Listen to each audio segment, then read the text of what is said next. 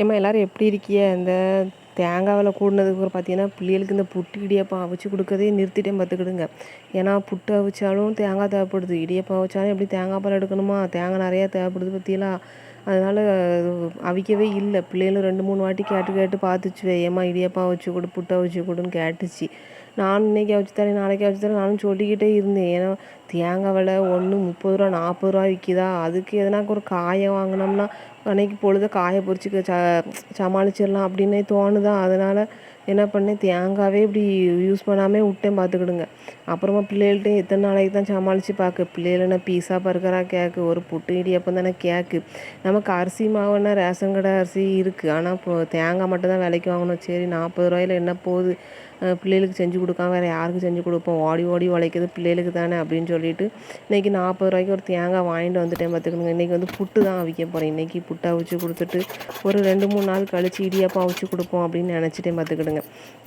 அந்த காலத்தில் பார்த்தீங்கன்னா இப்போ பிள்ளைகள் எதையாவது ஒன்று கேட்டுச்சுன்னா, இப்போ ட்ரெஸ்ஸு இல்லை வேண்டாத பொருள் ஏதாவது சும்மா கேட்டுச்சு ஆனால் பெரும்பாலும் வாங்கி கொடுக்க மாட்டேன். ஏம்மா இது வீணாக போகிறது, இதை வாங்க வேண்டாம், அதுட்டு ஏற்கனவே ஒன்று இருக்கலாம், அதை புழங்கிக்கோங்க அப்படின்னு சொல்லிடுவேன்.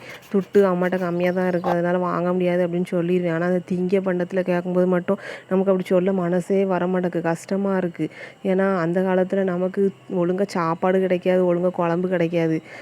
திங்கிறதுக்கு பண்டம் அம்மா அதை செஞ்சு தந்துடுவாங்களா, இதை வாங்கி தந்துடுவாங்களா, அதை வாங்கி தந்துடுவாங்களான்னு ஏங்கிட்டு கிடந்த காலங்கள்லாம் உண்டு. இப்போ ஓடி ஓடி உழைக்கும் போது பிள்ளைகளுக்கு தானே, பிள்ளைகள் எந்த இடத்துல ஏங்கிடக்கூடாது, எந்த விஷயத்துக்கும் பிள்ளைகள் அது வேணும் இது வேணும், ஐயோ அம்மாவால் இது வாங்கி தர முடியலையே, அப்பாவால் வாங்கி தர முடியலைன்னு ஏங்கிடக்கூடாதுன்னு பார்த்து பார்த்து செஞ்சுக்கிட்டு இருக்கோம் பார்த்துக்கிடுங்க. எல்லாம் நல்லா செஞ்சிகிட்டு இருக்கோம். திடீர்னு தான் ஒரு சூழ்நிலை, கொஞ்சம் கஷ்டமான சூழ்நிலை வந்துட்டா அதனால் கொஞ்சம் சிக்கனமாக செலவு பண்ண வேண்டியிருக்கு. பிள்ளைகள் படிப்புக்காண்டி வச்சுக்க வேண்டியிருக்கு. அதனால் கொஞ்சம் சாப்பாட்டு செலவையும் சுருக்கி மற்ற செலவையும் சுருக்கிட்டு இருக்கோம். அதனால தான் ஒரு சில விஷயங்கள் அப்படி யோசிக்க வேண்டியிருக்கு செய்ததுக்கு பார்த்துக்கிடுங்க. ஏன்னா சிறுதொழி தானே பெருவெள்ளம். 40 ரூபாய் மிச்சம் பண்ணால் தானே ஒரு 10 40 ரூபாய் மிச்சம் பண்ணால் 400 ரூபா ஆயிடுது பற்றிலாம். பிள்ளைகளுக்கு ஏதாவது ஃபீஸ் கட்டிக்கலாம் அப்படி யோசித்து தான் மிச்சம் பண்ணதமே தவிர்த்துட்டு அந்தளவுக்கு கஞ்ச பிஸ்னாரி கிடையாது பார்த்துக்கிடுங்க. இப்போ இடியப்பம் புட்டு செஞ்சால் கூட நமக்கு பிள்ளைகள் வந்து என்ன பண்ணிடும், தேங்காய் சீனி அந்த தேங்காய் பத்தில் தேங்காய் போட்டு பாலில் சீனி போட்டு கொடுத்தோம்னா கொஞ்சம் சாப்பிட்டுக்கிடும்.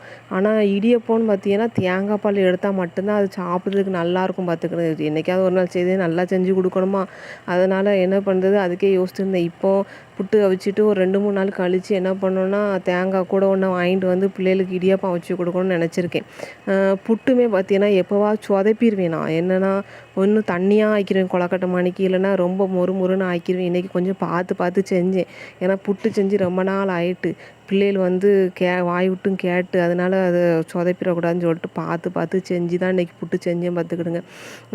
பிள்ளைகளுக்கு செஞ்சு கொடுக்கும்போது எவ்வளோ மனசார நல்லா இருக்குண்ணா, சாப்பிட்றதுக்கு தானே உழைக்கிறது சாப்பிட்றதுக்கு தானே அப்படிங்கிற மணிக்கு ஓடி ஓடி உழைக்கிறது பிள்ளைகளுக்கு தானே. இதை விட்டுட்டு நம்ம என்னத்தை செய்ய போகிறோம் அப்படின்னு ஒரு நேரத்துக்கு தோணுது.